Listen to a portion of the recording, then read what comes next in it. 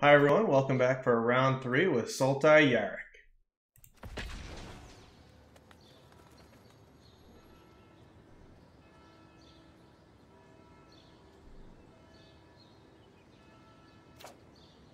Alright, this is an excellent starting hand. We've got some acceleration and one of our pieces of top end.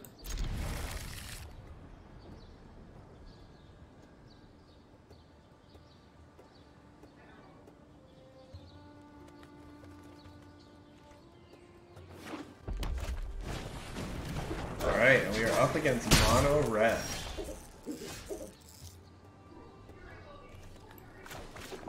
So we want to really prioritize trying to play our pain lands tapped if we can. And Uro should help us a little bit with the life gain as well.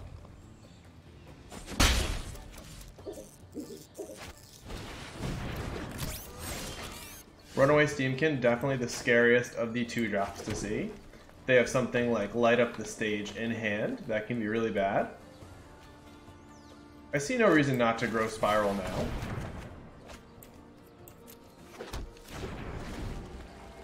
And then, as it stands, next turn, we're likely to run Uro out there.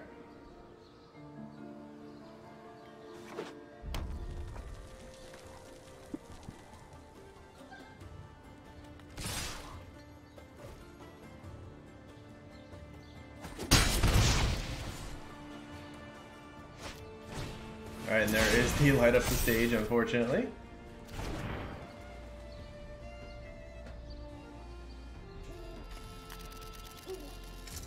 So let's see what else they have as a follow-up, though, because they are kind of running out of gas, at least.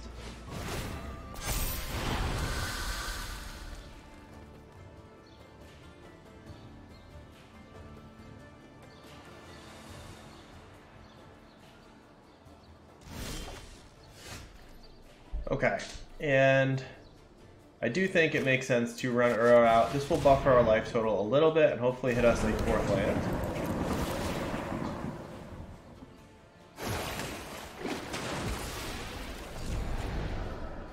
Alright, so we're a little bit pinched on mana here.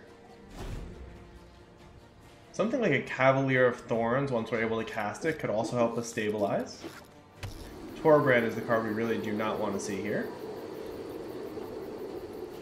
Torbrand and Embercleave.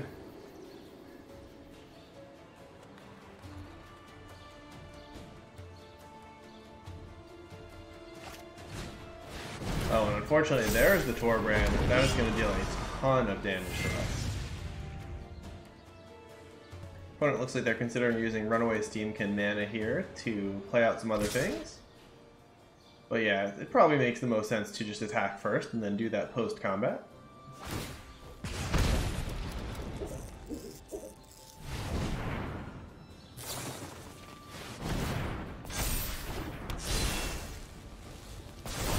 Okay, I see. Yeah, that's 19 damage in one turn. That was kind of a beating. Alright, so the good news is we have a lot of cards for this matchup, as I kind of anticipated that this might be one of the hardest ones. So we're bringing Cry of the Carnarium, 2 Disfigures. Also going to bring in the Alirios Enraptured, 2 Aether Gust, and a Hydroid Krasis. I'm going to cut the 2 Agents of Treachery, the Command the Dreadhorde.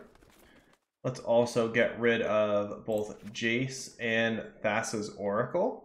Although Thassa's Oracle might be an okay blocker, so it's possible we want to leave exactly the one alternate win condition in there, just because it doubles as a pretty good blocker. So let's get rid of at least 2 of the Thassas. And, probably can do without Tamiyo and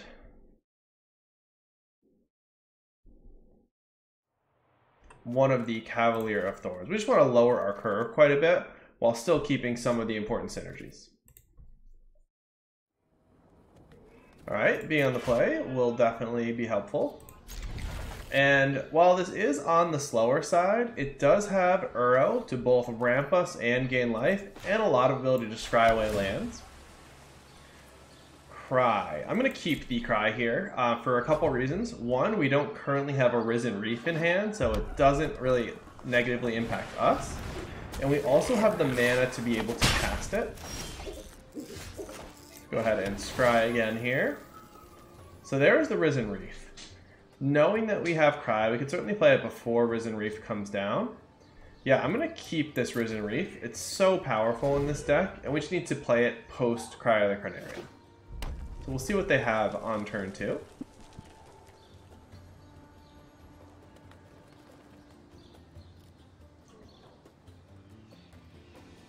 And it's very likely that we do shock and play it out next turn so that we can start building our board as well, especially if they commit a couple creatures here, yeah. So getting the 3 for 1 to me is certainly worth the 2 life.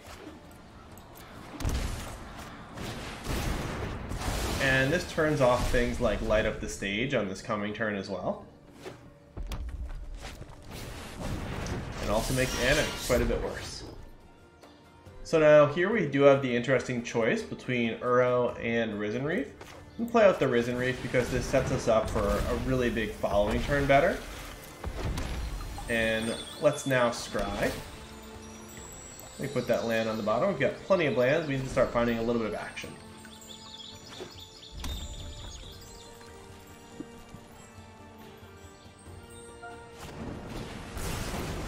Okay, so the Risen Reef hits the bin. The good news is we're gonna be getting close to having enough cards to bring Uro back after we sacrifice the Fabled Passage.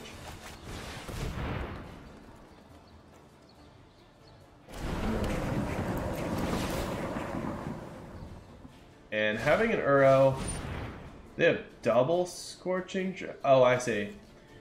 So it's gonna exile the Uro here because it's gonna be sacrificed after the Scorching Dragonfire lands. That is unfortunate. That does really hurt our game plan. Let's go ahead and scry here. We'll put that forest on the bottom.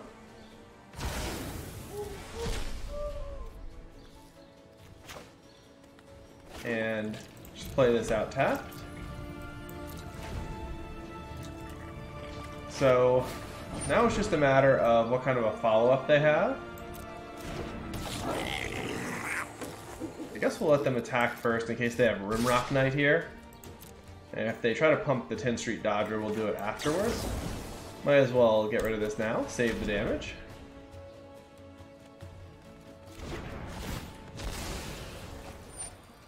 And this actually saves us 2 points of damage because it also lowers the devotion for Anax. And I see no reason to crack this now. Alright. So here, I am going to crack it. As I'm going to play Cavalier, and there is a chance that we hit a Scry land off of it. I have another black source.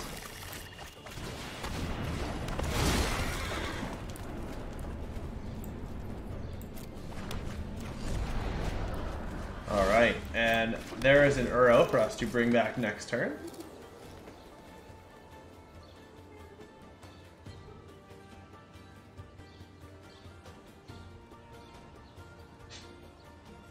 And yeah, even if they have Embercleave here, being able to throw the Cavalier in front of Anax is pretty effective.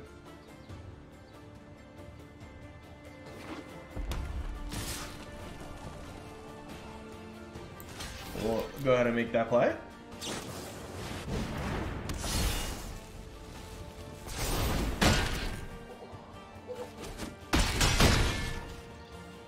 So we are at 9, but now they really have nothing else going on for them. Let's go ahead and grab Yarok off the top, I believe. Yeah, for sure.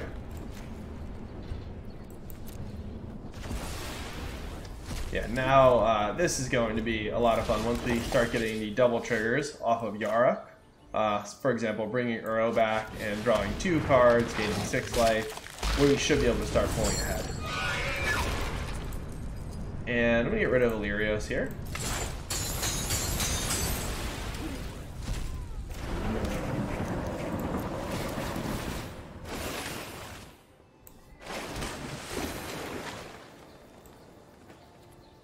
See no real reason to take the 2 life loss there.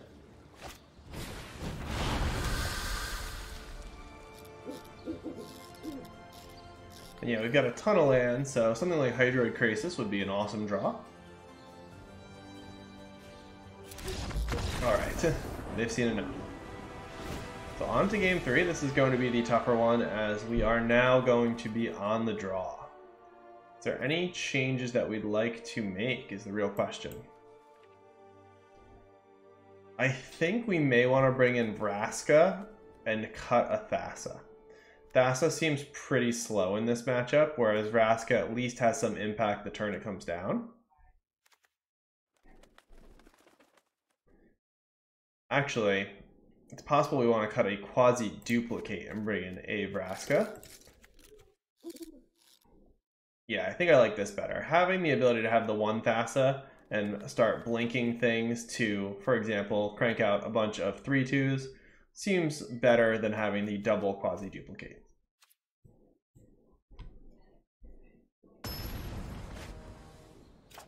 Yeah, can't ask for a better opener than this. Definitely keeping. We'll be able to Growth Spiral into Risen Reef for Uro here. And hopefully we can find a, I was going to say a basic, so we don't have to take 2 life. Still going to draw this land, though. We really want to hit our land drops for sure.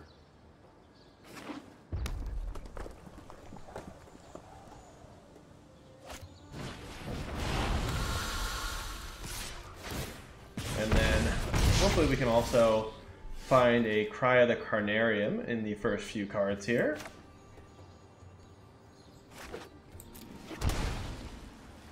So we have the option of playing Leafkin Druid instead of Growth Spiral. That does give us a blocker for one of the Scorch Bitters. There is the downside, though, that it may end up dying. So I think I'm actually still going to Growth Spiral, try to play Leafkin after Risen Reef. We definitely want to play our Pain land there.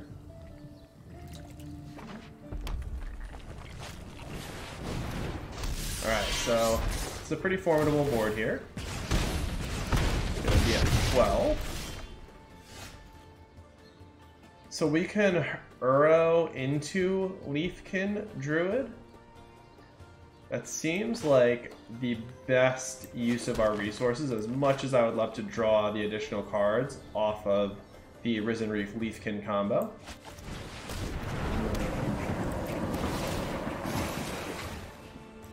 Yeah, I do want to play out the Leafkin here.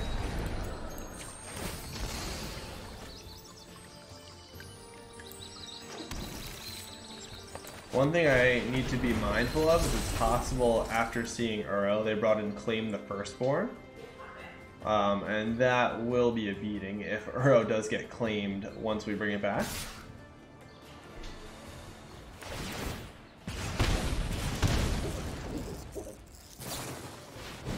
So that was nice of them to Embercleave before we chose blocks.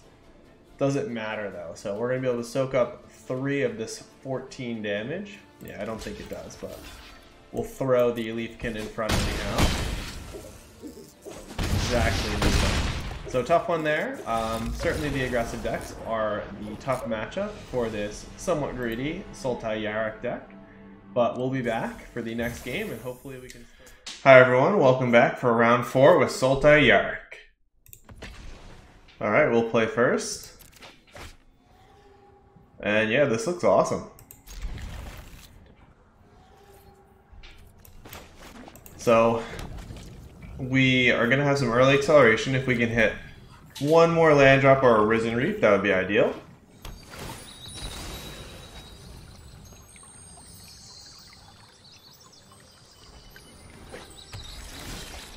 Alright, I was going to say Growth Spiral is not bad either. So we have the interesting option between Leafkin and Growth Spiral. I like Growth Spiral just to try to find some more lands, I think. And if we do end up drawing a Risen Reef, we can potentially get more value by playing the Leafkin then. And yeah, the Growth Spiral worked out really well. Not only did we find a land, but we're ensuring we hit a land next turn as well.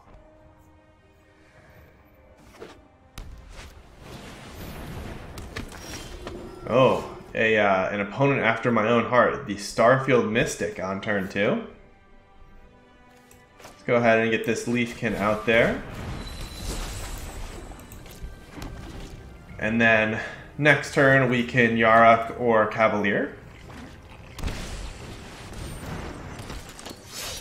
Okay, so this is likely the Season of Growth deck. So they're going to be looking to draw a lot of cards off of the Cetacean Champion. I would like to get rid of that as soon as possible. I'm wondering if it makes sense to Cavalier here, just so we can try to Agent of Treachery the champion on the next turn. On the other hand, Yarok into Agent of Treachery will be really powerful. And the double scry is nice. Thassa is good. I think we really want to make sure we hit a land next turn so we can play the Agent of Treachery though. Yeah, and same thing with bottoming Euro there. Although this will double accelerate us. So Euro is actually okay.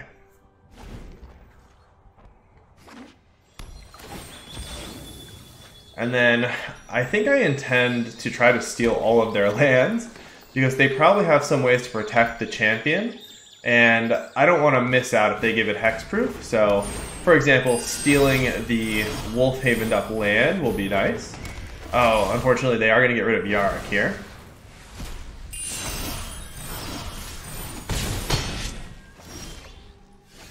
Okay. So if we start with Cavalier, we don't have enough to then play Euro. So let's start with Euro.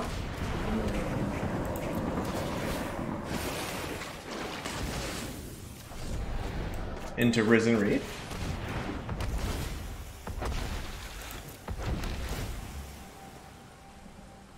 And yeah, we can just keep hitting land drops. So at this point, I'm considering... So they have nothing to get back with Elspeth Conquers Death at least.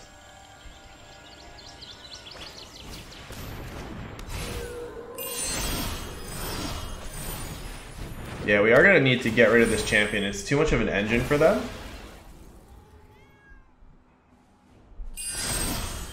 And they don't have any white mana up, so it's likely that we are going to be able to pick off the champion.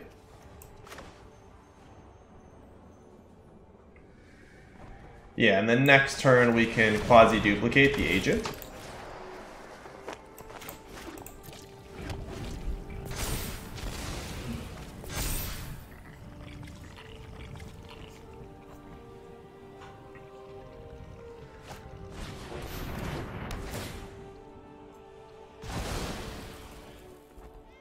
Yeah, I'm glad that they hit the champion there rather than the agent.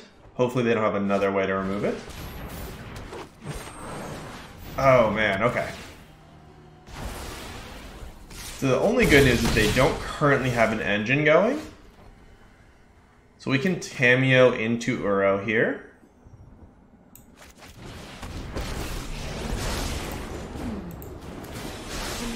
And I know I noted this somewhere. I think we most want to find...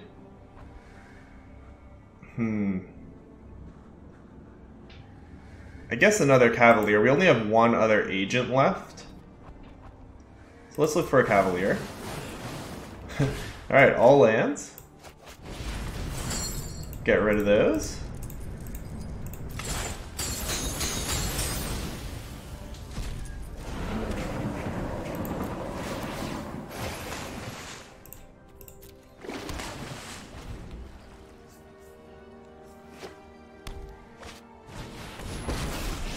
It's a cool deck. Obviously very enchantment centered.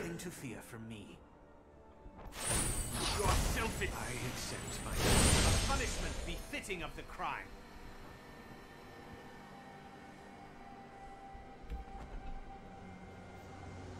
So next turn, Cavalier comes down, and we can quasi-duplicate it. There.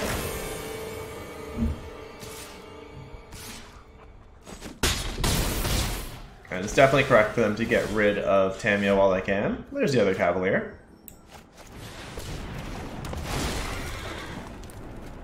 Alright, let's just grab a Fabled Passage here. Oh, we hit an Uro off of the Cavalier. Let's grab a green source. So we have the option of just playing another Cavalier or playing out Uro. I'm just going to play out a second Cavalier here, continue to load up the yard. These are great blockers as well.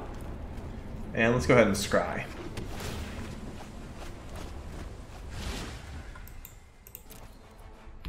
Okay, so at this point, I think we really want to find Agent of Treachery plus Thassa.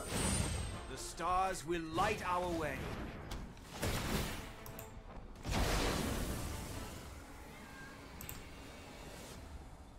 And if they do have a way to remove the last Cavalier, we are out of luck in this game.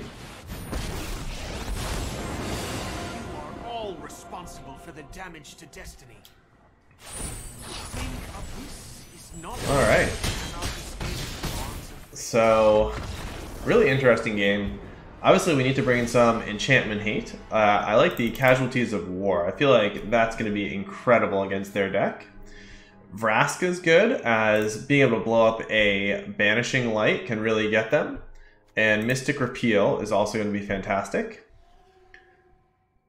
I think in terms of what we're cutting, let's cut a couple Thassas. Let's also get rid of a Command the Dread Horde. And we've got two other cuts. Let's go ahead and get rid of Thassa's Oracle and one of the quasi-duplicates. Yeah, I think I like this setup. So Casualties of War is going to be at its best against a deck like this because we can potentially hit at least 4 of the 5 possibilities with it, and that's going to be incredible value. Play first again. Alright, and there's the casualties in our opener as well as some acceleration, so certainly keeping this. And, yeah, I'm going to keep this forest actually. We really just want to make sure we get up to 6 mana as quickly as possible.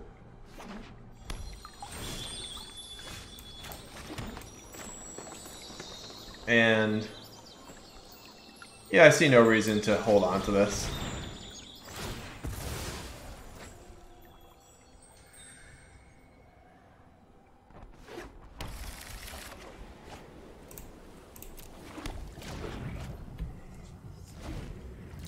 Alright, so we're going to be able to fetch a swamp, but we're going to be 1 black mana off of casualties as it stands. Let's go ahead and fetch the swamp. Actually, we'll do it after playing this growth spiral, just to give us a slightly higher chance of actually being able to hit one naturally as well. And there's an overgrown tomb. Excellent. Alright, so I feel good about where we are now. We're going to be able to casualties next turn. Oh, and I guess we only have 1 actual swamp in the deck, so playing the growth spiral first does not actually help us hit 2 of them. Alright, and yeah, this is ideal. So let's go ahead and play this out. So we can grab an island here. And we'll take them off of a land and a creature. We'll try to pinch them on green mana. And now we just need to find a little bit of action. The selfish will be brought to order by my Clothis. Show me my path. Alright, and it looks like they whiffed on their +1 there, so a little bit of luck for us.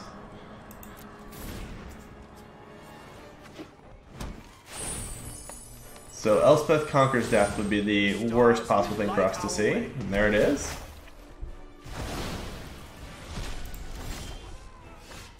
Alright, and unfortunately we're just kind of out of gas over here. Another casualties would be amazing. The patterned future appears before me. Yeah, and just too many lands. Guess we'll go ahead and fetch with this one. But yeah, they're going to be getting back the Archon next turn, and that does not bode well. Not to mention, Calix is already at Ultimate. So I think we pretty much need to draw Casualties of War exactly this turn, or the game is definitely over.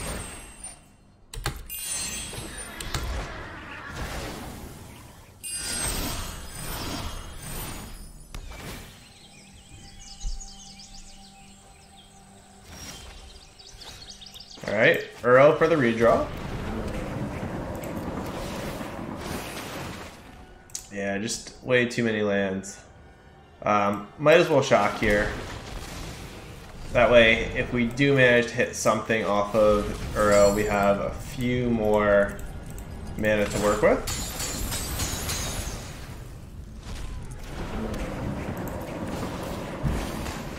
Yeah, just all lands.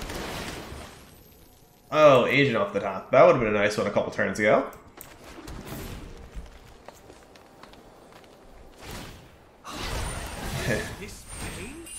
I love the synergy that they have going on. This might be a deck that I try out in next week's Standard Series.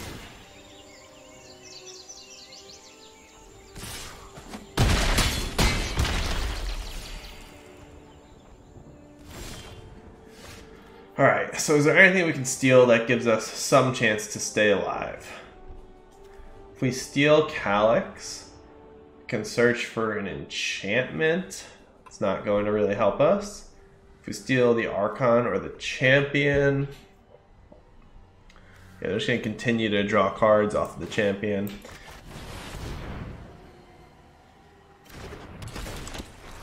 If we take Nylea, we can start trying to find cards in hand.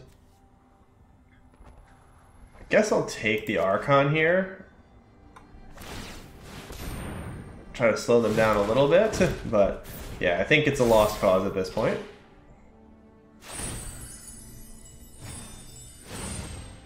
Yeah, and they can just double Prison Realm. Just clearing our whole board, drawing a ton of cards. Man.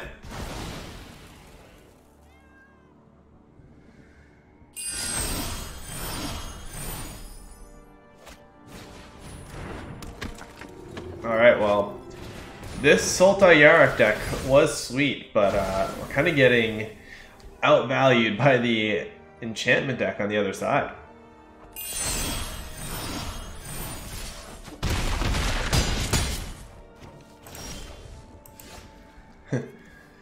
Yeah, we can Cavalier, but not really much we can get back that keeps us alive. Even if we hit Uro, that only gets us up to 5, and they've got plenty of attackers. So that'll do it. Well, I hope you join next week for the latest standard deck, and I might be looking at that enchantment one. Take care.